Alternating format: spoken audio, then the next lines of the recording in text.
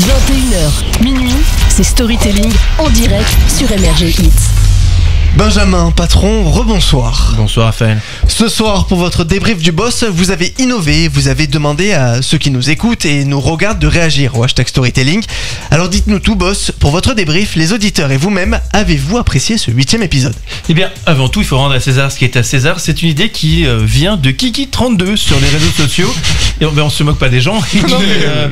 Qui dit sur Twitter: coucou MRG, pourquoi seul le patron a le droit de défoncer les connards de son équipe? Oh, il est gentil, Kiki. Alors c'est vrai, Kiki32, les connards, comme vous le dites, sont à tout le monde. Donc tout le monde a le droit de donner son avis. Juste, il n'y a que moi qui ai le droit de les insulter de connards parce que vous êtes à moi, C'est mes vrai, lapins. mais oui, évidemment.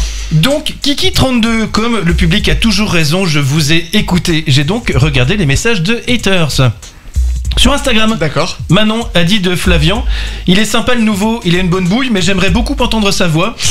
Vous avez raison Manon, on n'entend pas beaucoup la voix de Flavian, mais il a un gros problème, il ne sait pas faire fonctionner le matériel. Avant, il savait, mais Flavian est atteint d'une grave maladie qu'on appelle la régressite. Plus il avance, plus il régresse, évidemment. Quant au fait qu'il est une bonne bouille, je vous laisse libre de vos goûts, juste sachez que la TV, ça embellit les gens. Message qui nous vient lui aussi d'Instagram, qui est signé Steven6, qui nous a envoyé le message suivant: Axel, vous le virez quand il est con. Vaste sujet, Steven6, que je vous remercie d'aborder. C'est vous.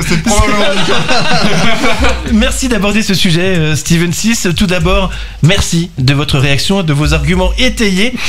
Je ne vais pas débattre sur le fait qu'il soit con, c'est probablement vrai. Quant à la question vous le virez quand, sachez que la fin de saison est proche et qu'Axel est en plein mercato. Il a décidé de se rapprocher plus que jamais des médias, puisqu'il devrait l'an prochain changer les ampoules des couleurs à BFM TV. C'est un secret.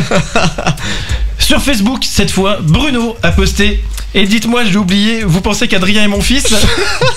Eh bien Bruno, je ne vois pas le lien avec le débrief de l'émission, mais je vous sens en plein désespoir. Et moi, je suis très humain. Je vais vous décrire Adrien, et si besoin, je vous mettrai en contact.